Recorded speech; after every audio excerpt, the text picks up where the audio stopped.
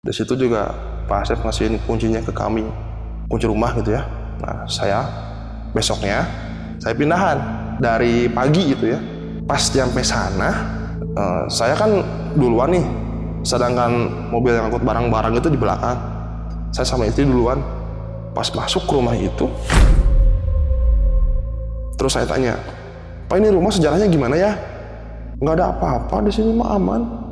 Nah ini, tapi dari mimik muka itu Pak Asep itu seperti menyembunyikan sesuatu, Bang. Nah, saya pamit dari Pak Asep, lalu saya nemuin Pak RT. Saya bilang sama Pak RT, saya pamit, saya korek-korek juga informasi. Ini rumah kenapa? Pak RT pun sama, jawabannya dengan Pak Asep. Tapi saya curiga gitu kan, kok mukanya tuh kayak menyembunyikan sesuatu. Gimana sih, Bang? Orang yang berbohong itu kan kelihatan mukanya tuh. Si ibu ini kepo, Bang. Aku udah pindah lagi. Aduh, Bu, saya kurang cocok sama rumahnya. Kurang cocok apa takut? Loh, emang kenapa, Bu? Jadi gini, dulu sekitar 2014 ini tuh.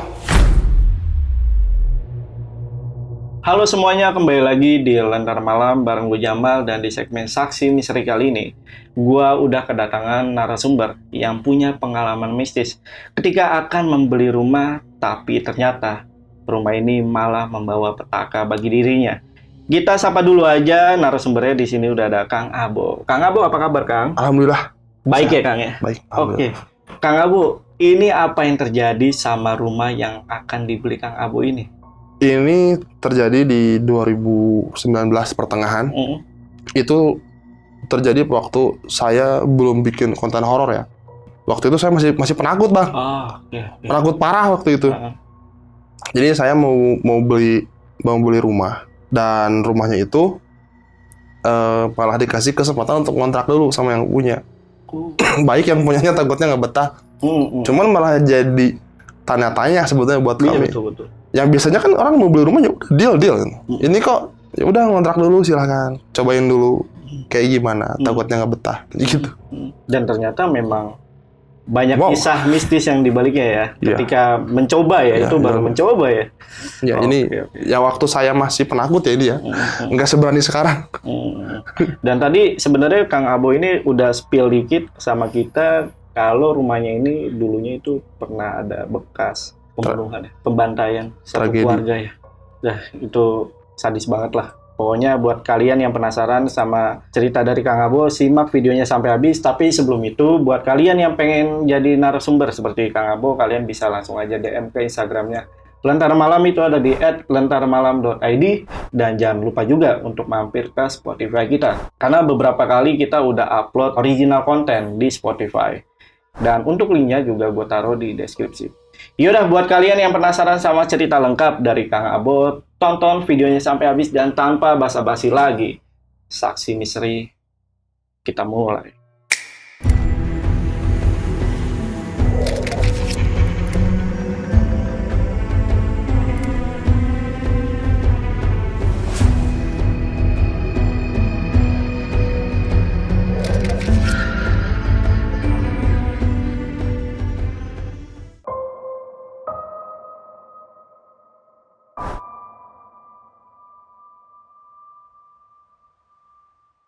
Ini kejadian waktu pertengahan 2019.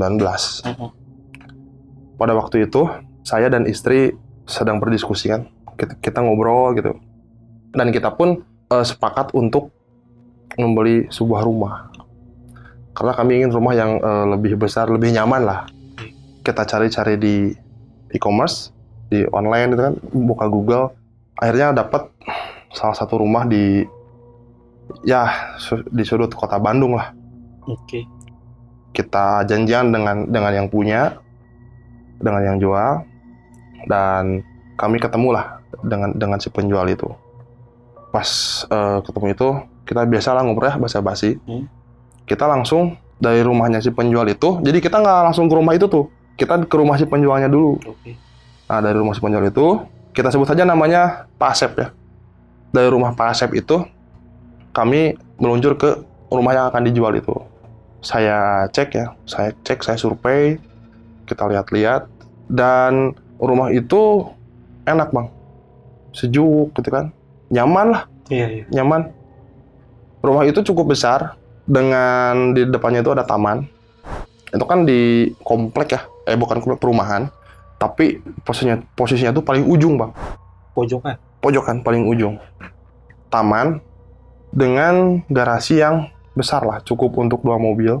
Di lantai pertama itu ruang tamu, ruang makan, dan ruang keluarga itu jadi satu. Jadi nggak ada sekatan ngegemblang gede gitu. Kamar itu masuk rumah di sebelah kiri berjejer ada 3. Langsung berjejer gitu. 3. Lalu di belakang ada dapur dan ada WC. Nah itu lantai 2. Cuman lantai 2-nya itu cuman setengahnya, nggak full, cuman sebagian. Di lantai 2 itu cuman ada kamar tamu dan 2 kamar sama WC. Itu setelah saya cek, saya pikir sih untuk rumah yang seperti itu harganya cukup terjangkau lah. Dan saya dan istri juga merasa tabungan kami sudah cukup untuk membeli rumah itu. Cuman ada yang aneh bang. Yang anehnya tuh saya ngelihat ada barang-barang yang masih disimpan di situ. Saya lihat ada lemari kayu yang ukurannya tuh lumayan besar ya. Mungkin itu dari kayu jati. Cuman anehnya lemari itu ditaruh di tengah-tengah rumah bang. Iya, bukan di kamar. Padahal pas saya buka isinya masih ada baju-bajunya bang. Lemari plus dengan baju-bajunya, ada kulkas juga sama isi-isinya. Serius bang. Jadi gimana ya? Saya sama istri berpikir penghuni sebelumnya kayaknya buru-buru nih pindah dari sini. Malas bawa barang-barang besar. Saya tanya kan ke Pak Asep, Pak ini punya siapa? Oh iya, ini yang ngontrak yang sebelumnya. Jadi rumah itu sempat dikontrakin. Karena dia pindahannya jauh dan malas untuk bawa barang-barang besar, makanya itu ditinggal. Terus ini gimana Pak? Ya kalau mau pakai aja nggak apa-apa. Oh ya, oke. Kalau gitu. Ini juga ada kompor juga bang. Kompor ditinggal juga bang.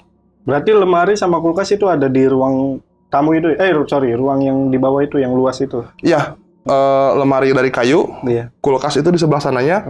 Kalau kompor di dapur kan ya? Iya. Kompor di dapur. Terus ada tulisan Arab Raja di dinding itu banyak loh. Ini apa ya? Saya sih nggak mikir yang aneh-aneh pada waktu itu, karena udah cocok dengan rumahnya segala macam. Nah lalu saya nanya lagi ke Pak Asep, ini lingkungannya gimana? Karena kami di sini cuman berdua gitu kan, pasti tinggal berdua. Dan saya juga kadang-kadang keluar kota ngurus pekerjaan, jadi istri sering ditinggal di rumah sendirian. Takutnya kan kenapa-napa ya. Kata Pak Asep, ya aman katanya. Kalau misalkan nggak percaya, sok aja cobain dulu. Maksudnya gimana Pak? Ya mending gini aja deh, takutnya nggak betah. Ngontrak aja dulu, cobain 1 atau 2 bulan. Saya bingung di situ sama istri. Ini kan kita mau beli rumah ya, kok disuruh ngontrak dulu gitu. Ya udahlah nggak apa-apa, bagus gitu. Jadi kan saya biar kalau nggak betah nggak nyesal kan. Kalau dibeli taunya nggak betah, jadi nyesal ujung-ujungnya. Ya udah kita deal untuk ngontrak dulu. Di situ juga Pak Asep ngasihin kuncinya ke kami, kunci rumah gitu ya. Nah saya besoknya saya pindahan dari pagi gitu ya. Pas sampai sana, saya kan duluan nih. Sedangkan mobil yang angkut barang-barang itu di belakang. Saya sama istri duluan. Pas masuk ke rumah itu, loh kok jadi beda hawanya. Yang tadinya sejuk, enak, kok jadi pengap, panas bang. Dan menurut saya sih kerasa horornya. Cuman saya mikirnya, apakah itu perasaan saya aja? Saya bisa juga mikirnya, mungkin ini perasaan saya aja. Dan saya nggak bilang sama istri. Karena istri saya kan penakut. Takutnya dia mikir yang aneh-aneh. Udah itu, pindahan lah kita. Ngikutin barang-barang kan.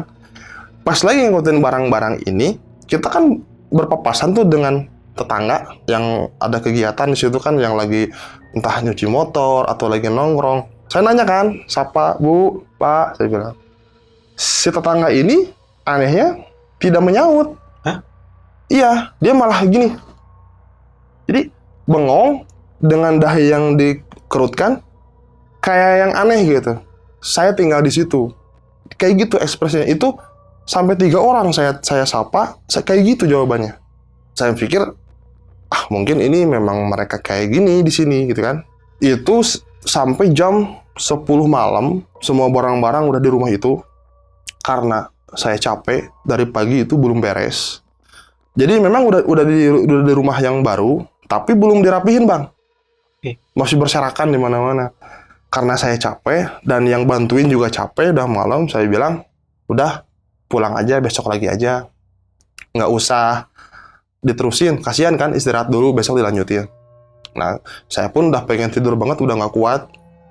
Itu, saya kan kasur itu belum dipasang, Bang. Saya tidur cuma berasan karpet sama istri kan. Saya tidur di kamar yang paling pojok, paling dalam. Tidur di situ, saya tidur, istri tidur. Ini sebelum masuk ke itunya, saya mau cerita dulu. Jadi ada 2 versi, Bang. Versi saya dan versi istri. Soalnya selama saya mengalami hal yang aneh di situ, saya tidak cerita ke istri karena takut istri takut kan. Istri saya pun nggak bilang ke saya mengalami hal yang horor di situ karena dia takut menceritakannya. Maklum lah mental perempuan kan. Kalau shock itu pasti nggak mau inget-inget, nggak mau ngomongin gitu. Pas tidur itu ya, balik lagi ke yang tadi, tidur. Ini saya mendengar ada suara ibu-ibu yang tertawa. Saya bangun kan, udah, siapa itu ya? Terus dalam hati saya bilang, tolong kamu jangan ganggu kami, karena kami pun ingin tenang hidup di sini gitu. Kami tidak akan mengusik kalian, mengusik si ibu itu. Jadi masing-masing aja lah. Yang penting saling berdampingan itu, jangan saling mengganggu. Habis saya ngomong gitu, suara itu hilang. Karena suara itu bukan cuma sekali, Bang. Muncul, hilang, sekitar 10-15 menit muncul lagi gitu kan. Jadi pas sudah saya bangun itu. Berarti Kang Abo udah merasa kalau suara itu bukan suara orang atau tetangga. Ya bukan, Bang, jam 1:30 malam. 1:30 malam. Itu orang udah pada tidur kali. Iya. Dan itu suaranya dari luar kamar. Nggak jauh, deket, Bang. Di dalam rumah tapi di luar kamar. Ya? Di dalam rumah, di luar kamar. Suara itu hilang tuh setelah saya bilang kayak gitu. Saya terus lanjut tidur. Keesokan harinya nggak ada apa-apa, Bang. Si hal yang aneh ini munculnya tuh nggak terus-terusan, Bang. Sekarang muncul, besok nggak ada. Besoknya lagi muncul lagi, besoknya nggak ada, kayak gitu. Pada satu malam, saya sekitar jam 1 itu, pas lagi tidur, dibangunin sama istri, Bang. Katanya tuh, Bang, kenapa? Ini kok lampu mati, apa mati listrik ya? Saya bangun. Saya keluar rumah untuk nyalain listrik kan, karena saklarnya di luar. Saya nyalain, listrik langsung nyala. Kok langsung nyala? Soalnya gini, kalau ada konsleting, itu nggak akan langsung nyala kan? Begitu saklar dinyalain tuh, dia mati lagi, nggak mau nyala listriknya. Oh, berarti aman nih, nggak ada yang konslet nih. Nah, udah gitu saya balik lagi, saya tidur lagi ke kamar. Selang 20 menit, mati lagi, Bang, lampunya. Karena kebetulan pada waktu itu istri saya nggak bisa tidur, dia lagi main game, saya tidur. Dibangunin lagi. Bang, mati lagi. Waduh, kenapa ya? Nah, ini di sini saya mencoba berpikir positif. Maksudnya positif, ini bukan gaib gitu. Ini mikirnya tuh, saya takutnya yang saya khawatirkan itu rampok. Dia berusaha matiin listrik untuk mancing saya keluar kan? Iya, benar. Nah, waduh, kamu diam di sini, kunci pintu. Jadi dia istri saya disuruh di kamar kunci pintu biar aku yang ngecek sendiri. Saya ngecek karena takut itu rampok. Saya juga jaga-jaga untuk menjaga diri saya. Saya bawa stick baseball. Saya keluar pintu luar kan, pintu utama. Saya lihat kiri kanan nggak ada orang. Dan tetangga saya itu nyala lampunya, Bang. Kok yang saya doang yang mati lagi. Saya nyalain lagi. Nah, itu udah dinyalain lagi. Saya balik ke kamar, saya tidur lagi. Itu mati lagi, Bang, sampai 3 kali. Ya, ini kenapa ya? Karena kalau konsep kan nggak akan kayak gitu, Bang. Atau kelebihan ininya, arusnya? Nggak, waktu itu, nah, pas mau dinyalain yang ketiga ini, yang sudah dinyalain yang kedua, saya cabutin semua listrik, Bang. Semua listrik saya cabutin. Kulkas TV gitu ya, saya cabutin. Jadi kalau misalkan ini mati lagi, ini kenapa? Mm-mm. Kan? Bener mati lagi, ini kenapa? Gitu kan? Yang ketiga kalinya ini mati lagi. Waduh, ini kenapa lagi ini kan? Nah di situ karena udah kesel, dah tidur aja biarin. Istri saya udah tidur aja. Pas saya bangun subuh itu udah nyala lampu bang. Nggak ngerti saya itu listrik nyala sendiri itu. Jadi kayak dicetekin lagi tuh ya. Iya, bingung saya juga. Saklarnya di-onin sendiri tuh. Iya. Iya.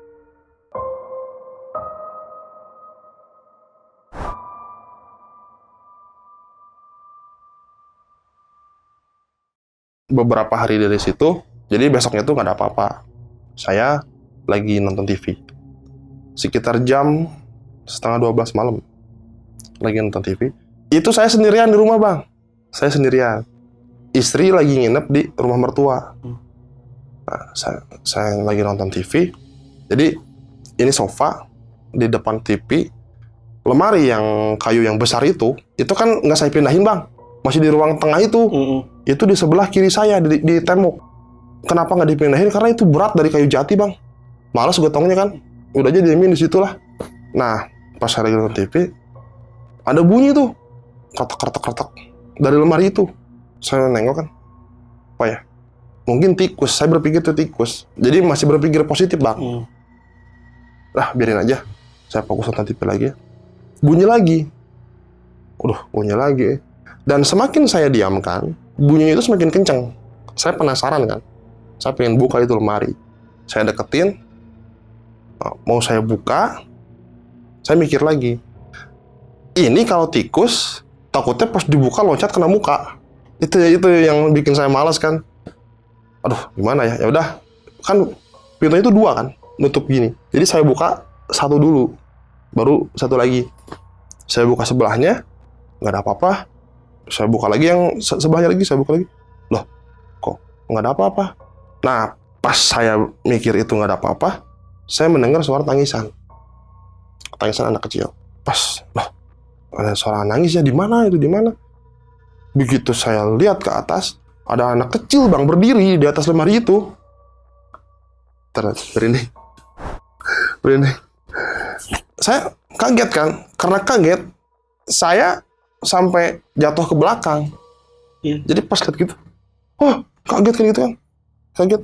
Anak kecil itu berdiri membelakangi saya. Dia dipakai baju tidur, perempuan sekitar umur 4 sampai 5 tahun. Pakai baju tidur kayak daster gitu bang, tapi banyak darah di bajunya. Nah, saya tanya kan, kamu siapa? Dia nggak jawab. Dia cuman gini, ngeliat gitu. Di situ saking takutnya saya pingsan bang. Itu bangun-bangun jam pas adzan subuh, sekitar jam 5-an. Pas saya bangun, itu kan saya belum ngeh ya kejadian semalam kan, nggak ingat yang namanya bangun tidur. Saya bangun ngumpulin nyawa kan, masih loading. Kok tidur di lantai ya? Kenapa ini? Nah, pas ada mungkin sekitar 5 menit, baru inget tuh. Waduh, saya kaget kan. Saya lihatin lemari itu nggak ada tuh. Saya cari kamar yang 1, kamar 2, kamar 3 nggak ada. Di WC juga nggak ada. Saya ke atas nggak ada. Nah itu saya masih takut. Saya keluar rumah dulu bang. Diam di luar saya bang. Sampai nunggu matahari muncul. Diam, saya nggak berani masuk. Saya diem dulu kan. Sampai tetangga itu yang pulang dari masjid nanya, ngapain lagi diem aja, lagi merokok, saya bilang gitu. Nah, saya diem. Nah, udah matahari muncul nih, baru saya berani masuk lagi bang. Saya masuk lagi. Saya bawa baju, pakai style mau pergi lah ya. Saya pergi. Saya bilang sama istri, kamu jangan pulang dulu. Udah jangan pulang dulu ke rumah itu. Kenapa? Nggak apa-apa, saya nggak berani cerita kan. Udah jangan pulang aja. Iya. Saya pun sampai 3 hari mungkin ya tidur di rumah mertua bang. Nggak di situ. Ya? Iya, saya penakut dulu bang. Nah, setelah 3 hari itu, saya balik lagi ke situ kan. Mental udah tenang, udah agak kalem lagi kan. Balik ke situ, di situ saya biasalah beraktivitas segala macam. Nggak ada apa-apa bang, biasa gitu kan. Istri juga sama, santai. Pas malamnya bang, Itu kan pas nyampe kan sore. Malamnya pas saya lagi tidur itu, saya mimpi. Saya mimpi ada di rumah itu. Di ruang yang besar itu, Bang. Saya melihat ada ibu-ibu. Rambutnya tuh agak keriting, tapi dia gemuk. Pakai daster. Sama, banyak bercak darah. Dan di sini tuh bekas luka gorok. Berdarah, ngecut. Saya diam di dekat sofa, si ibu ini di dekat tembok, pokoknya agak jauh lah ya. Di mimpi itu, saya nanya kan, ibu siapa ya? Dia nggak jawab, Bang. Dia malah melotot. Habis melotot itu, nyamperin saya. Berusaha untuk mencekik saya. Di mimpi itu ya. Pas berusaha mencekik, saya bangun. Pas bangun, astagfirullahaladzim. Alhamdulillah cuma mimpi gitu kan. Kita, ya gimana ya, orang mimpi buruk, pas bangun, oh ternyata cuma mimpi. Seneng kan? Tenang hati gitu. Tapi ini udah berkeringat, udah deg-degan nih jantung, tuk gitu. Tenang mimpi. Saya berusaha untuk tidur lagi. Kebiasaan tidur saya itu nyamping ke pinggir. Nah, pas tidur ini, di sini saya bingung. Ini secara sadar nggak sadar sih, Bang. Jadi pas lagi tidur, saya tuh ngelihat dari bantal itu muncul tangan, Bang. Dia mencekik saya gitu. Itu kenceng, Bang. Susah saya ngelepasinnya. Butuh sekitar 20-30 detik ya untuk ngelepasin, susah banget. Saya baca-baca segala macam kan. Doa yang saya ingat saya baca, mau baca ayat kursi karena panik saya lupa, Bang. Itu tapi setelah saya berusaha ngelepasin, akhirnya lepas, hilang. Di situ, waduh, astagfirullahaladzim, itu apa? Saya kan mikir, ini apa ya? Apa saya berhalusinasi atau memang ini yang terjadi gitu? Karena saya kaget dengan yang seperti itu, baru gitu ngalamin seperti itu. Astagfirullahaladzim. Saya nggak tidur sampai pagi. Nggak mau tidur saya. Istri tidur di pinggir kan. Udah aja saya ngeliatin istri. Sampai adan subuh baru berani keluar kamar, Bang. Beraktivitas seperti biasa. Setelah itu, istri ngajak lagi tidur di mertua, Bang. Kenapa nggak tidur di sini aja? Aku kangen mama. Oh, ya udah tidur di mertua ada mungkin sekitar 2 hari. Nah, setelah 2 hari itu, kita balik lagi ke rumah itu. Pas masuk, itu saya agak kaget. Ada kucing, Bang, di dalam rumah. Kucing liar. Saya bingung. Loh, ini kucing dari mana? Masuk dari mana kan? Dan tempat makanan kami yang di meja, itu udah berantakan. Ya mungkin dimakan sama dia kan, pasti. Nggak mungkin nggak dimakan. Begitu pintu dibuka, dia cuek keluar kan. Saya cek, ternyata dari plafon, Bang. Jadi rumah itu, yang ada langit-langitnya ya, karena sebagian kan dicor untuk lantai 2, sebagian kan enggak. Ada pakai lampu yang gepeng yang kayak piring, tahu, Bang? Iya, tahu. Nah, itu kan masangnya cuma dijepit doang. Mungkin dia ada celah dari genteng masuk, begitu itu diinjak jatuh ke bawah. Soalnya si lampunya pun ada di bawah copot, Bang. Nah, di situ saya panggil tukang bangunan yang ada di situ. Pak Oman namanya ya, kita panggil aja Pak Oman. Saya bilang, Pak Oman, tolonglah ini dicek ya, takutnya ada lubang. Soalnya ini kucing masuk nih. Oh iya, nanti saya cek. Dicek, ternyata benar ada lubang, ada celah. Ya udah Pak Oman, tutup aja di permanen. Siap. Itu ditutup, Bang, pakai tembok. Di tembok gitu. Lampu dibenerin, dipasang. Oman, udah beres ya? Udah, A. Pokoknya jangankan kucing, tikus aja nggak bisa masuk karena celahnya rapat kan, dirapetin. Siap gitu. Nah, Pak Oman pulang, saya beraktivitas seperti biasa. 2 hari dari situ, pas saya pulang sama istri, saya mencium, pas buka pintu ya, saya mencium bau bangkai yang menyengat, Bang. Bau pokoknya. Bau bangkai yang menyengat. Waduh. Apalagi ini kan? Ini apalagi? Ini bau bangkai apa? Apa bangkai tikus apa gimana? Saya masih berpikir positif pada waktu itu. Ya udah, saya bukain jendela, pintu, saya bukain supaya udara itu kan nggak diam di dalam. Supaya udaranya keluar. Nah, saya cari-cari ke setiap sudut ruangan, saya tidak menemukan bangkai. Tapi baunya kuat banget di dalam. Itu sore kan, pas kami pulang. Malamnya, jam 9, Itu saya dan istri nemu belatung, Bang. Belatungnya tuh aneh. Pertama, ukurannya tuh gede-gede. Gimana ya? Kayak per gitu bentuknya tuh. Tapi gede, Bang. Gede banget. Ada mungkin segede gini. Yang bikin anehnya lagi, belatung itu adanya di setiap pojokan rumah kami, Bang. Belatung itu kan biasanya merayap ya, Iya. kemana-mana. Ini enggak, Bang. Ini ngumpul di pojokan. Saya kan aneh. Loh, kok ngumpul gini ya? Kenapa ya belatung nggak merayap kemana-mana gitu kan? Karena saya curiganya di plafon, saya panggil lagi Pak Oman. Karena Pak Oman ini kebetulan rumahnya itu dekat sama kami. Pak Oman, maaf nih malam-malam minta tolong dilihat lagi di plafon tuh ada apa ya? Emang kenapa? Saya mencium bau bangke. Terus apa? Belatung. Nemu belatung. Tapi anehnya belatungnya tuh di tiap pojokan rumah saya. Pas Pak Oman naik, ternyata Pak Oman ada bangke kucing, Bang. Bangke kucing? Kucing tinggal di situ. Yang saya bingung, masuknya dari mana? Itu kalau ditutup, Bang. Iya. Di situ istri saya histeris. Ntar aja merinding, Bang. Lihat Bang, merinding, Bang. Iya, merinding asli. Merinding. Beneran. Merinding parah. Aduh. Karena nggak masuk akal ya? Nggak masuk akal, Bang. Karena bingung. Iya. Istri saya histeris. Dia bilang, pulang. Aku nggak mau di sini. Aku udah nggak kuat. Aku nggak tahan. Pulang. Payu nggak mau di sini. Saya kaget kan. Kamu kenapa? Pokoknya pulang, nggak mau di sini. Ayo, jangan di sini. Itu malam-malam jam 10. Kami dari rumah itu keluar dan kami nginep di mertua lagi. Kata Pak Oman kenapa nih? Kok kucingnya ada di situ? Pak Oman juga bingung. Pak Oman juga bingung. Pak Oman bingung karena Pak Oman kan udah menutup semua celah yang di situ kan, cuma ada satu di celah. Ditutupin rapat. Tikus pun akan masuk, apalagi kucing. Kucingnya sama nggak sama yang waktu ditemuin? Beda, Bang.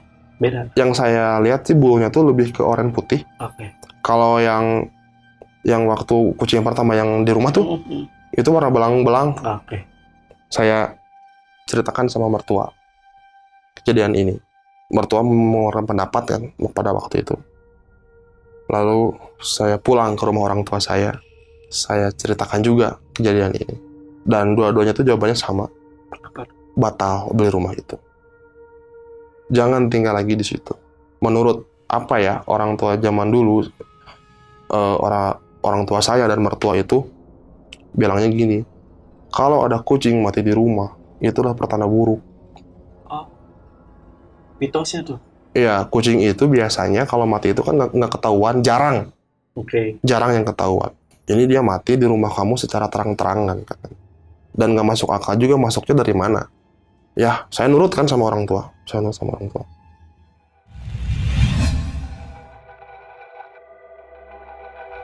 Saksikan proyek terbaru dari Lentera Malam di channel Telusur. Di sana kita akan membahas kisah-kisah horor dari pemandi jenazah, petugas kremasi, penggali kubur, dan masih banyak lagi. Jangan lupa saksikan selengkapnya hanya di channel Telusur.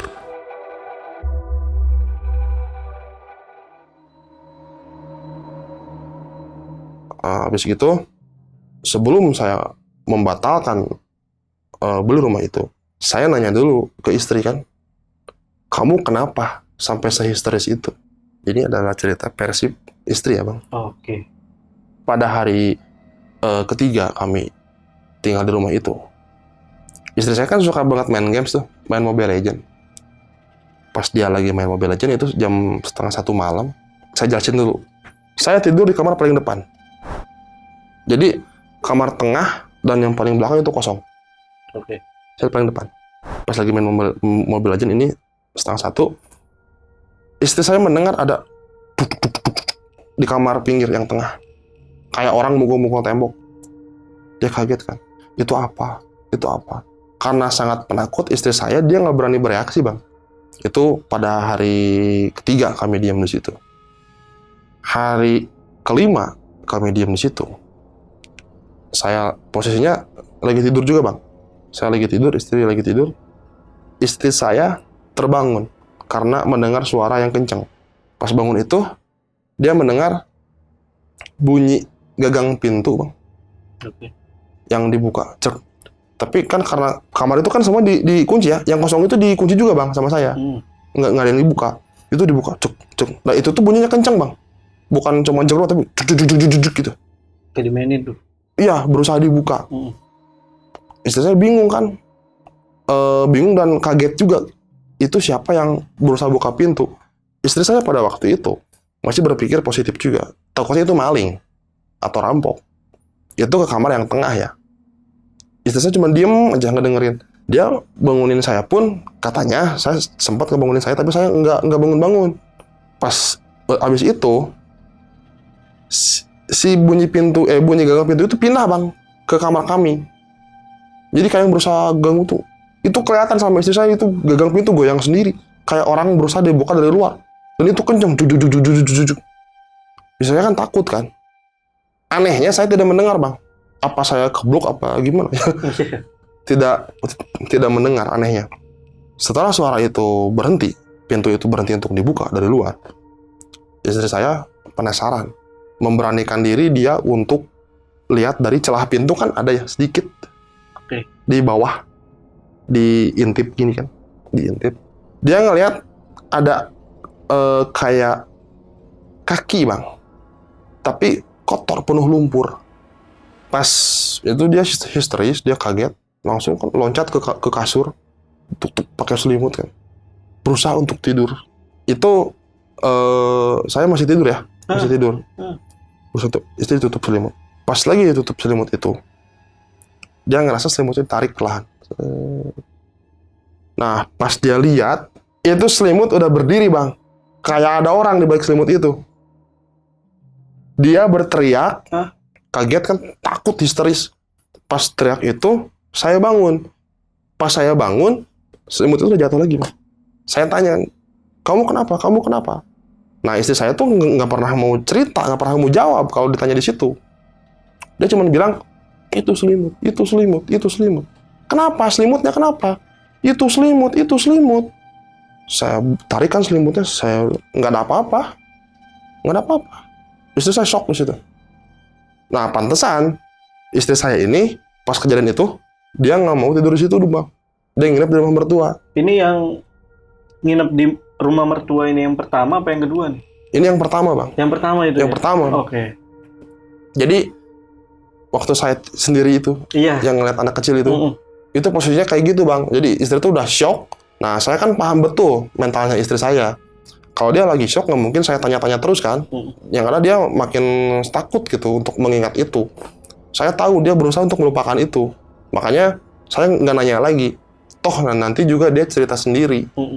Setelah itu, istri nginep di rumah mertua, saya sendirian. Nah, setelah mental istri udah pulih lagi, beberapa hari, dia balik lagi ke rumah itu. Sama saya, gitu kan.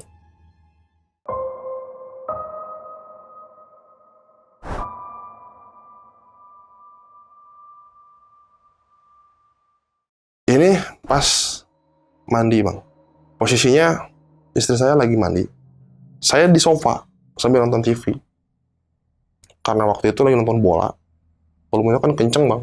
Kenceng. Dan dari posisi nonton TV ke kamar mandi itu cukup jauh, ada jarak lah gitu kan.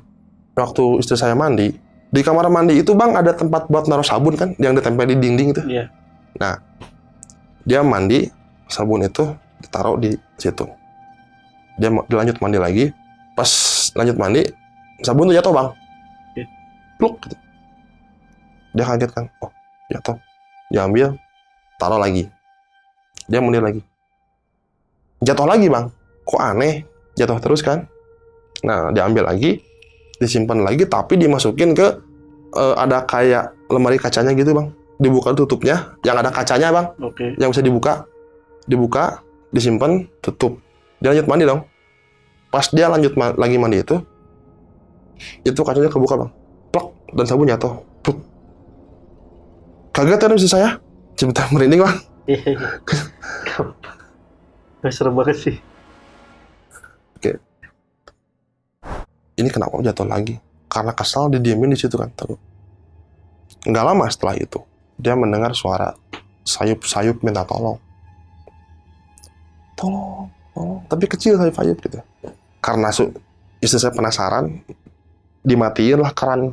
Itu suara TV atau suara minta tolong kan, takutnya dari TV. Iya. Tapi saya rasa kalau dari TV nggak mungkin lah, soalnya jauh bang. Dari saya nonton TV itu ke halangin dapur dulu, belum kamar mandi gitu. Lagi pula lagi nonton bola kan? Iya. Iya, siapa yang minta tolong di Iya, bukan pertandingan bola? Iya, bukan nonton sinetron. Iya. Pas dimatiin karena kan didengerin, suara itu hilang. Nggak kedengeran. Lalu ada gelembung yang muncul dari bak. Gitu. Jadi saya kaget loh, kok ada gelembung dari bak mandi?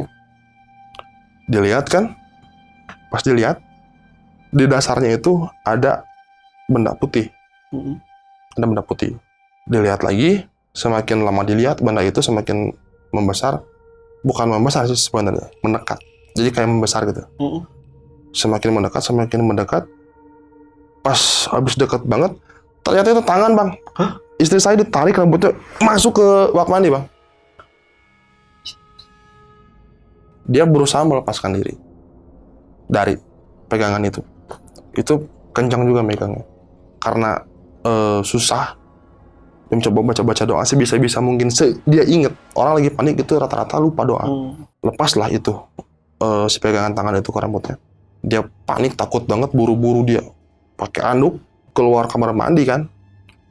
Pas keluar kamar mandi, begitu pintu dibuka, ada sosok gadis ABG mungkin ya, 17 atau 18 tahun. Dia berdiri di depan pintu kamar mandi, pakai baju tidur, berdarah-darah ininya. Di sini juga ada luka bekas gorokan. Dan dia bilang, tolong saya. Teriak kasih saya di situ kencang. Saya pun kaget lagi nonton bola kan. Dan di situ istri saya pingsan. Saya bopong. Saya bawa ke kamar. Saya berusaha untuk sadarin. Kamu kenapa? Bangun. Dia nggak jawab apa-apa. Karena syok itu. Aku takut. Ya udah. Saya tahu dia pasti melihat something. Makanya dia nggak berani bilang. Dia cuma bilang, aku takut. Udah, saya peluk. Saya tenangin, udah tenang. Sekarang mau gimana? Aku mau ke rumah mama. Oh ya udah, yuk. Terus saya ke rumah mertuanya. Saya anterin kan. Saya tidur di situ. Nah, ini saya tanya, kenapa kamu baru sekarang ceritanya? Aku takut cerita di sana. Tahu sendiri setiap mengalami hal yang kejadian yang menakutkan, aku nggak mau tidur di sana besoknya. Aku tuh langsung ke rumah mama kan. Oh iya benar. Jadi dia itu bercerita di rumah mertua bang, bukan di rumah itu. Terus gimana? Ya udah aku pindah, makanya aku pengen pindah. Oh ya udah tuh kalau gitu. Kamu mau ikut pindahan? Nggak mau ke sana. Dia nggak ikut pindahan lagi. Pas terakhir itu.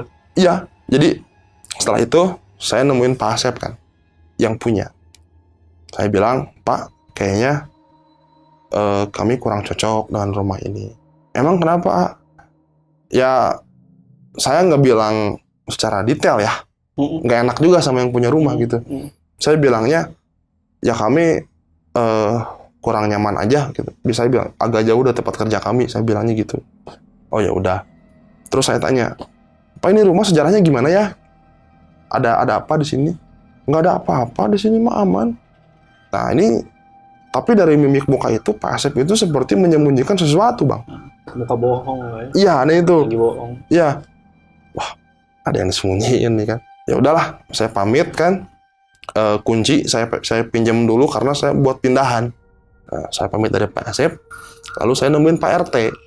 Pak RT ini kebetulan berhadapan-hadapan dengan rumah kami. Oke. Cuman kehalangin jalan doang. Saya bilang sama Pak RT, saya pamit. Saya korek-korek juga informasi. Ini rumah kenapa? Pak RT pun sama. Jawabannya dengan Pak Asep. Tapi saya curiga gitu kan. Kok mukanya tuh kayak menyembunyikan sesuatu. Gimana sih bang? Orang yang berbohong itu kan.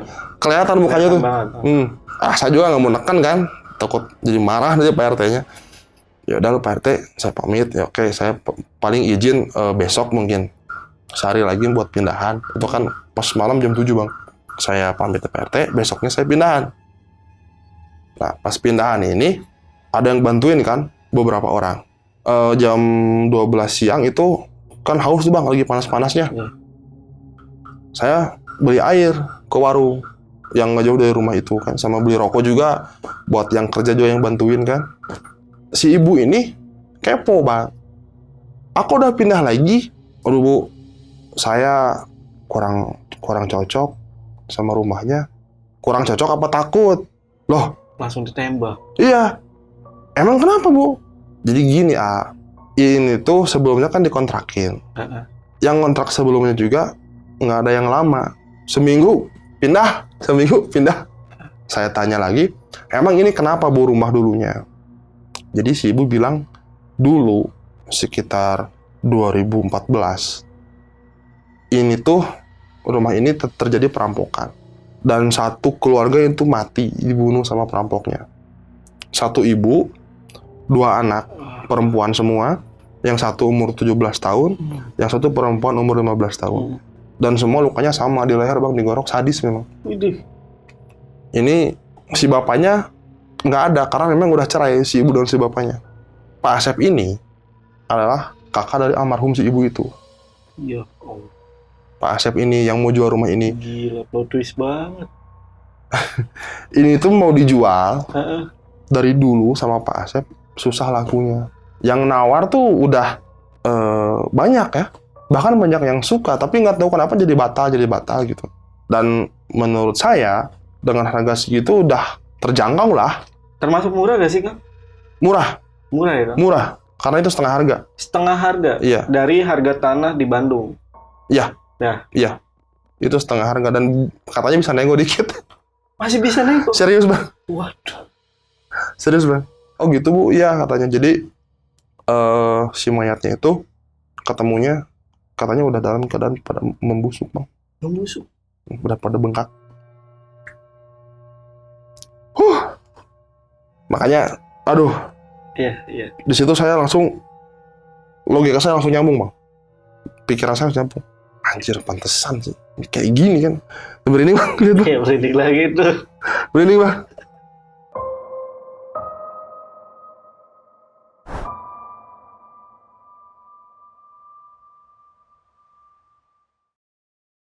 Nah, ini pas pindahan juga ada cerita bang. Ada kejadian lagi? Ada bang. Jadi salah satu orang, ya saya nggak akan sebutin namanya lah ya. Salah satu orang yang bantuin kami pindahan. Itu dia lupa handphonenya ketinggalan. Oke. Lagi dicas di rumah. Rumah itu udah kosong bang, nggak ada apa-apa. Tinggal lemari, kulkas, sama kompor yang memang udah ada sejak awal. Ya, pas dia masuk, itu kan udah kosong ya. Tapi dia mendengar kayak benda jatuh, prank gitu. Kayak katel, tahu katel? Teflon. Iya. Jatuh prank gitu. Itu bingung, apa yang jatuh kan? Dilihat kulkas dan kompor masih pada posisinya. Curang terlalu aja dia.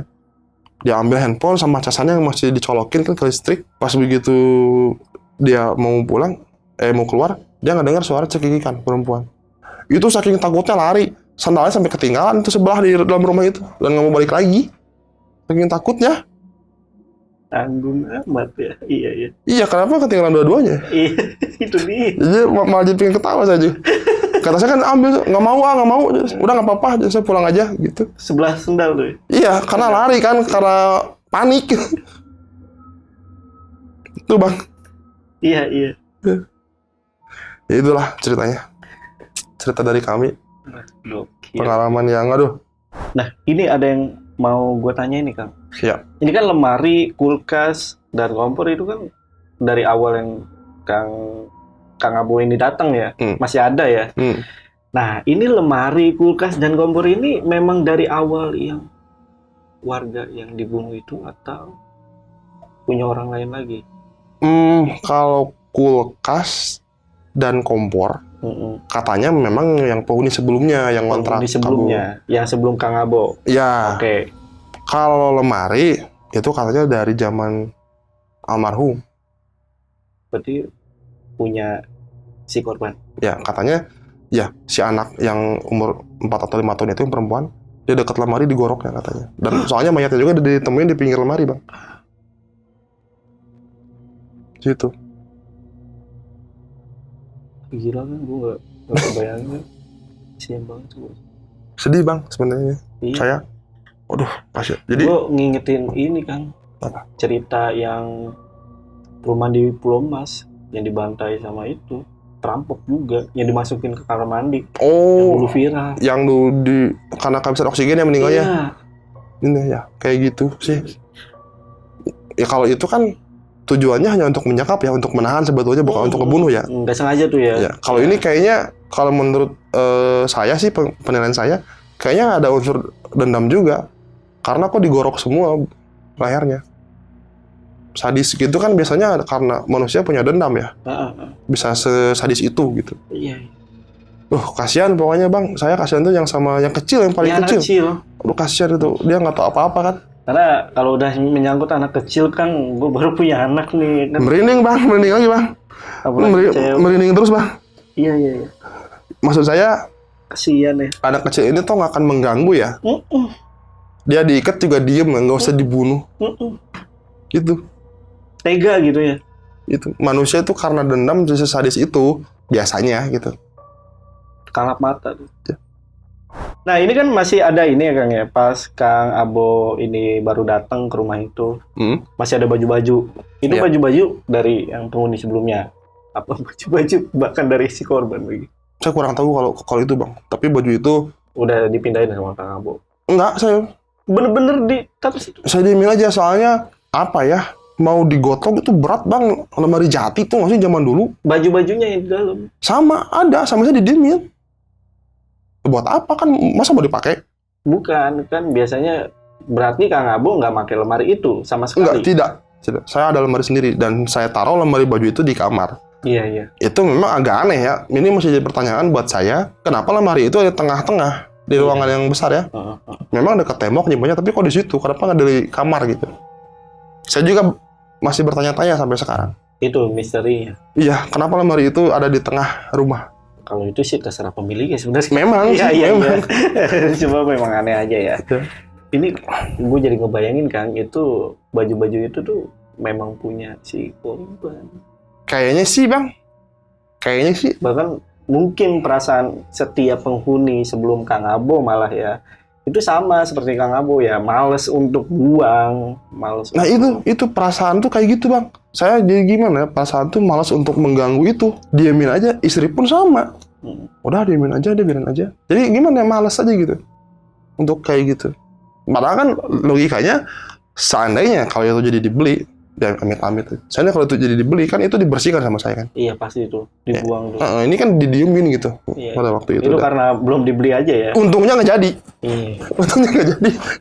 Jadi gue nggak bisa bayangin nih Kang ya, kalau Iya. memang benar itu pakaiannya si korban, apalagi yang punya anak kecil ya. Iya. Ada gak sih baju anak kecilnya?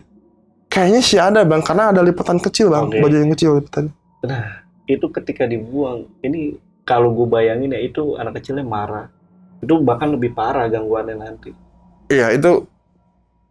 Wah kasihan ya. Ini Kalau ngebayangin aja ya, kalau misalnya seandainya itu dibuang ya. perasaannya gimana gitu anak kecil. Iya, karena kan kemungkinan itu lemari itu menjadi tempat dia bermain atau tempat dia menunggu itu. Ya dia kan muncul di situ bang. Iya. Heeh. Itu makanya kalau dibuang itu gimana itu? Itu bakal marah sih anak kecil itu. Heboh kayaknya bang. Heboh tuh. Iya. Itu parah lagi, lebih Parah. parah lagi. Nah, soal yang nampakan kaki kan, gue tadi ngebayangin tuh pas istri ngeliat terus ada kaki berlumpur gitu ya. Iya. Ini kaki orang dewasa apa kaki anak kecil? Oh, saya lupa nanya itu bang. Karena yang itu kan istri kan. Tapi menurut istri ketika selimutnya itu berdiri, yang kejadian selanjutnya itu ya, Iya. membentuk postur tubuh anak kecil atau postur tubuh dewasa? Dewasa. Soalnya agak tinggi sih, segini. Anak kecil kan paling segini ya. 4-5 tahun segini paling. Ini segini agak tinggi. Agak tinggi ya. Oke, nah Kang Abo kan sempat juga nih dimimpiin oleh sosok ibu-ibu yang sama nih digorok ya. Iya. Oke. Kang Abo iseng nanya gak sih sama si pemilik warung ciri-cirinya gini? Oh iya, benar. Bener, Ya sama banget. sama. Itu sama banget, iya bang. Keriting gitu, Iya agak gemuk gitu. agak gemuk. Gemuk badannya. Cuman gini sih bang, saya tidak percaya itu rohnya para almarhum ya. Iya. Itu mungkin jin yang menyerupai mereka. Iya. Yang jahil sama saya gitu. Intinya gitu sih. Almarhum ya insya Allah udah husnul khotimah lah Iya pasti. di alam kuburnya ya. Itu Saya doakan juga. jin-jin yang mengganggunya aja. Iya. Berarti ini 2019 ya Kang? Iya. Masih deket-deket lah ya. Iya bang. Awal tahun pertengahan tahun. Pertengahan tahun sebelum COVID ya. Covid kan Desember. Iya. Kang Abu sempat dapat kabar lagi gak kalau rumah itu udah kejual atau Kang Abu bahkan pernah lewat situ atau gimana? Enggak sih bang. Enggak. Saya malas. Jadi dulu kan penakut. Yaudah lupain aja gitu. Karena penasaran Kang. Abang minat? Hah? Minat rumahnya? Enggak deh, kalau dari ceritanya deh. Tapi saya penasaran sama sendalnya gitu. Suka sendal. Masih ada gak ya? Sebelah nanggung amat.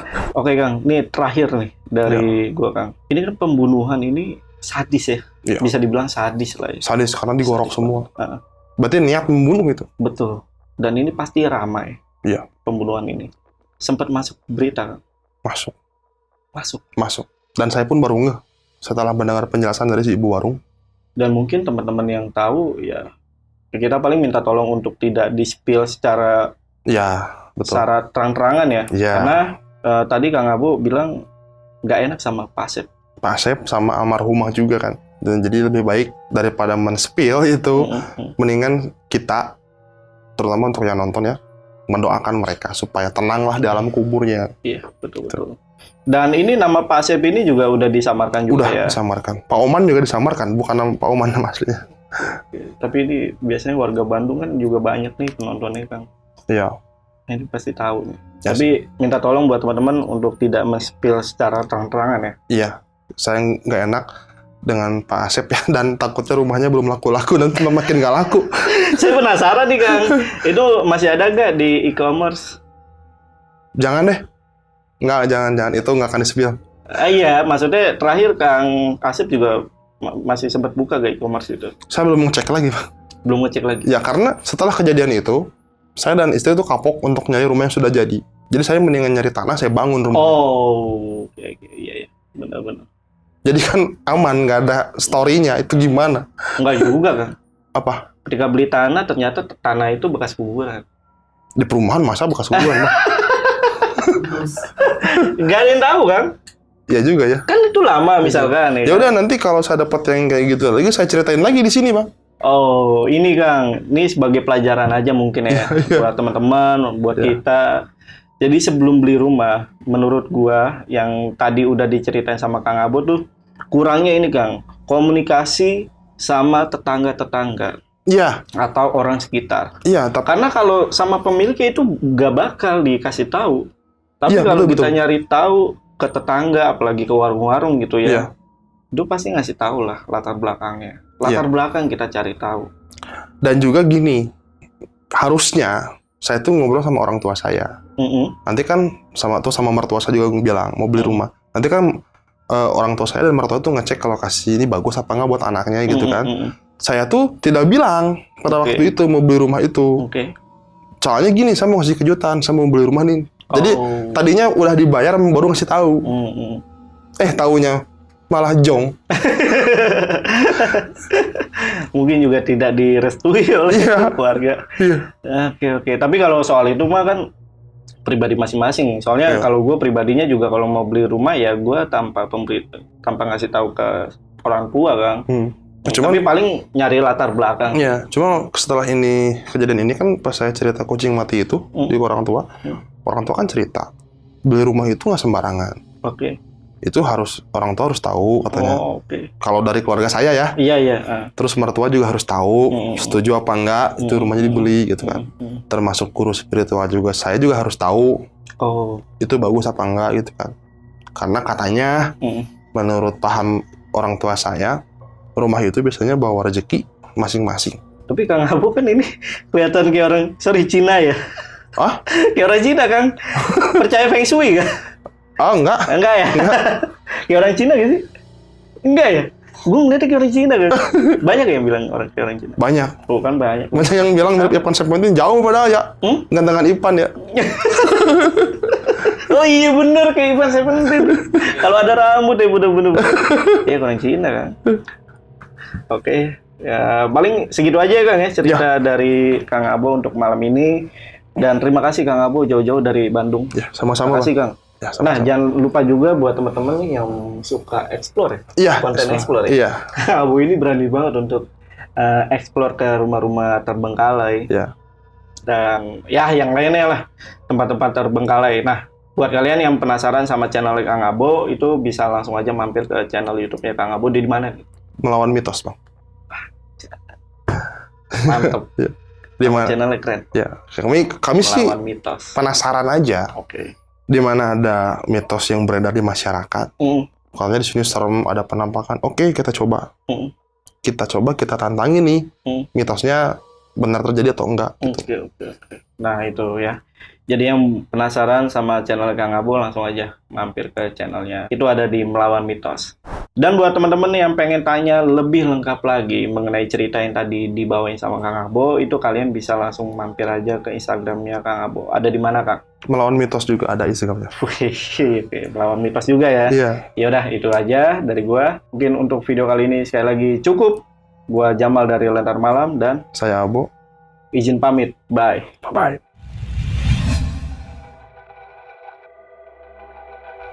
Saksikan proyek terbaru dari Lentera Malam di channel Telusur. Di sana kita akan membahas kisah-kisah horor dari pemani jenazah, petugas kremasi, penggali kubur, dan masih banyak lagi. Jangan lupa saksikan selengkapnya hanya di channel Telusur.